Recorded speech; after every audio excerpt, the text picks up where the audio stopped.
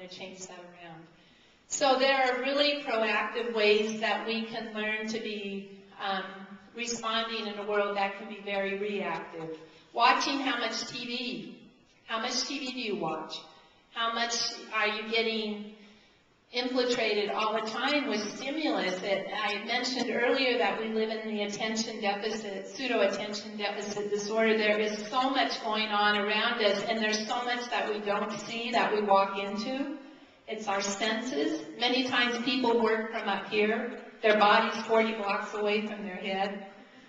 But yet we're feeling beings and we pick up everything around us. And so we pick up the phone call ringing.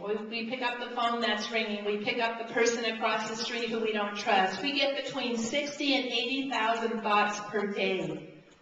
And most of them are repeats from yesterday. 80% of how we function is unconscious. So we simultaneously have many thoughts going on at the same time. So when people do work, often when I work with them, we bring the unconscious conscious so that we can see it in front of us. And when we do that, then we can make a shift. So I saw a hand up. Yes. What's a good antidote for the down feelings of working with the unemployed? Is that you work with the unemployed? Pretty much. I learned a huge lesson because of being a therapist and being pretty sensitive, that I took a lot of, part of how I got into this work was having lost at such an early age, and I took in that grief and I held it in my body. It became fibromyalgia, dealing with different types of addictions and things in order to cope with the sensitivity. What I found was when I was able to move from the place of being very sympathetic to a place of being empathetic with compassion, that I allowed space for the other person to show up in front of me and realize that no amount of my despair could help someone who is homeless or unemployed. What I could do is perhaps give them some proactive steps, and knowing that no amount of my misery was going to help them other than perhaps listening. I work with veterans, and part of it is sitting and listening. The work I do is witnessing people's process. Everybody and everything needs a witness. Grief and trauma. So when we really listen to what they're saying, many times they'll say the story over and over again. I mentioned Sideways a little while ago. If anybody had seen Sideways, about the man that wrote the book, and he sent it out to all the publishers and he kept getting rejected. It was like his life was getting rejected. It was all about him until a woman who he loved and who loved him read his book and heard his story. Then people stopped asking because they've been heard. People claim to be active listeners, yet how many times do we set up with somebody and we're not fully present? When I asked you to take the breath in here, there may have been a part of you that wondered, oh, what's going on here? Or this is silly, I don't want to do this. So when you come in contact with somebody, bring all your parts so that you can be fully present. People know when you're present with them. It's like our little hearts have magnets and they connect to each other. We give people such a gift by being present.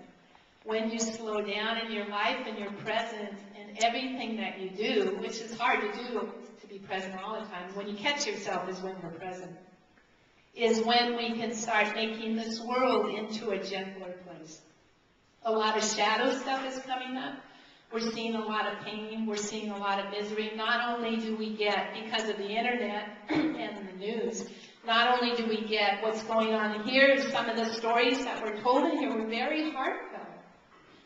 It's sad to hear what people are going through. We're getting it globally now. What are we supposed to do with all that information? So we take good care of ourselves. We go out into nature. We spend our times with people who love us, who support us, who will listen to us, who are present. We exercise. We drink water. We're compassionate. Women, the energy of Mother Earth. Mother has a heartbeat. If any of you are interested, go on my website. I've got a beautiful, working with Tammy, she's great, a video up there that shows the heartbeat of Mother. Mother breathes, Mother Earth breathes, with the water coming in and out, with the trees blowing. And nature's a wonderful metaphor of life. When you want to integrate, when you want to go through a process, go out in nature and watch nature. You slow to the speed of nature. We are so fast now, and it's going to continue to get faster. It's as if time is collapsing. Time is going really fast. So how do we slow that down? We take responsibility for ourselves. We start breathing. We start noticing. Notice what your body's saying to you, because it has a lot to tell you. Any other questions? As not everybody here is aging, but we're all getting a little older. And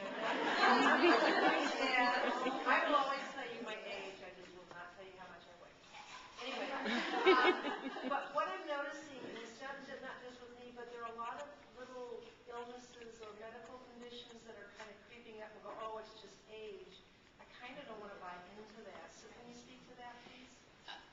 It's pathologizing. Did everybody hear a question with getting older and feeling a little aches and pains? And it's as if we're stepping into a part of our life where you know it's going to happen. Everything's going to fall, right? We hear that with teenagers. Oh, God, they're teenagers. What an awful age. Or the terrible twos. Oh, God, the terrible twos. Your wish is my command. And again, it's the power of the words. To really notice those parts of yourself that are sore and to pay attention to them, to breathe light into them, to touch them and to hold them. We've got so much healing in our hands. You rub your hands together or on your heart, and you place it on a part of your body that's sore and thank that part. I'm trained in many different healing techniques, one of which is NLP, Neuro-Linguistic Programming. And it's a parts party. We've got many different parts. Part of me wants to do this, the part of me wants to do that, and all the parts are here to serve us, except in overuse, the outcome isn't always good. Depression, when it first started, was a way to kind of depress the body to settle in. In overuse, the outcome can be not very pleasant for somebody. Addiction sometimes is looked at as a way of disconnecting. So when we can learn to really honor those different parts of ourselves and see what the intention is, because everything that we do has a positive intention, although the outcome isn't. So when that part of you, the hip, it's like hip, hip, hooray, it's going to be a really great thing. And notice that it begins to feel a little bit better. It's over practice. Years ago, we were all told that we could heal ourselves from the inside out. Where did we ever forget that we can't heal ourselves? So to pay attention and to find ways, maybe through acupuncture, or maybe there's something, a kink in your giddy-up, so to speak, to see if there's a way to release it. I think, again, people can pathologize what's going on for them, and it goes back to the words of, oh, my aching back. Well, how much are you carrying? Oh, my feet are so sore from walking this trail. Well, one, look at your shoes and see what kind you're wearing, and also, are you carrying too much? So our body will talk to us if we ask it. So when we get our parts all together, then we can be congruent. Your tongues match, the tongues in your feet and the tongues in your mouth. Have you ever noticed somebody who says something and you don't believe what they're saying? There's something kind of off. And that's the invisible dynamic that we walk around in, except we forget that. When we go to work and we feel people so stressed out, how do we take care of ourselves? People are in a lot of pain right now. There's a lot of suffering going on. So how can we individually make a difference with that? We can take care of ourselves. We can heal ourselves from the inside out.